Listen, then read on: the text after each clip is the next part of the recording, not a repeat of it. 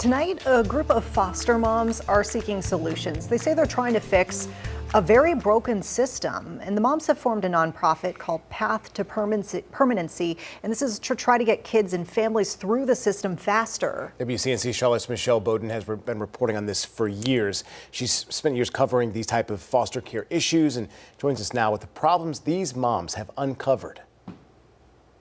A former youth and family services lawyer says he left his job because he felt like he wasn't actually helping any families. Now, though, he's helping these women to redo the entire foster care system. I literally had no time to say bye to friends or nothing. 21-year-old Xzavier McGhee seems happy, well adjusted now. Remarkable considering all that he's been through.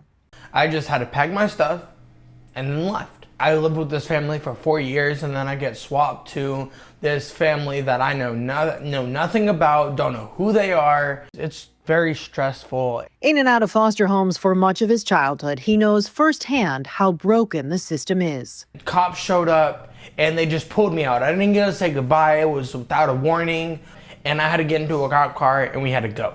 I didn't get to say goodbye to anyone. I just got taken away. Unfortunately, Xzavier's story is not a unique one.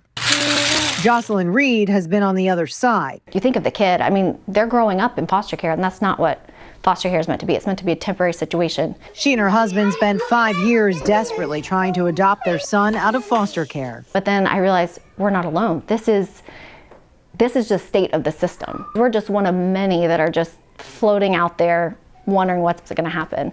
So in our case, our little guy was with us for 1 year and then 2 years, and as the case just kept going on, and like we said, I mean, he's growing up in our home, and we just started pleading, like, he needs permanency one way or another. So Reed teamed with a group of foster moms to create what's called the Path to Permanency, a nonprofit designed to speed the process along by bringing everyone together.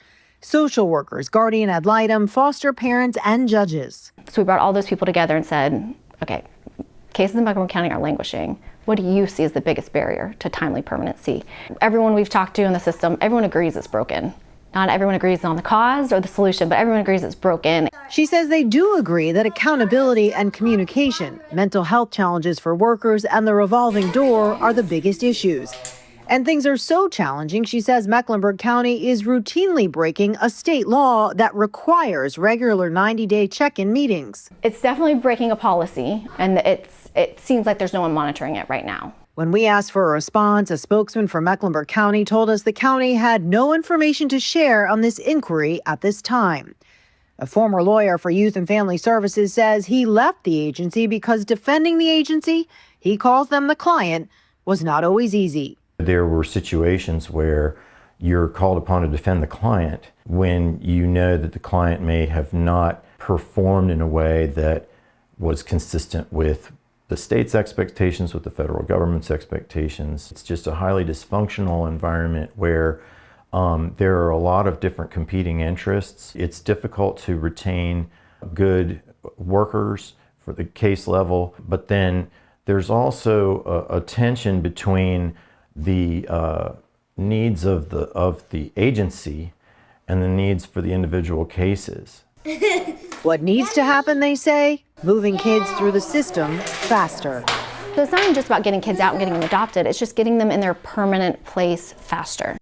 There is a long-standing shortage of foster homes, both in Mecklenburg County and across the country. If you're interested in helping out, we've got all the information you need on our WCNC app. Reporting in Charlotte, Michelle Bowden, WCNC Charlotte.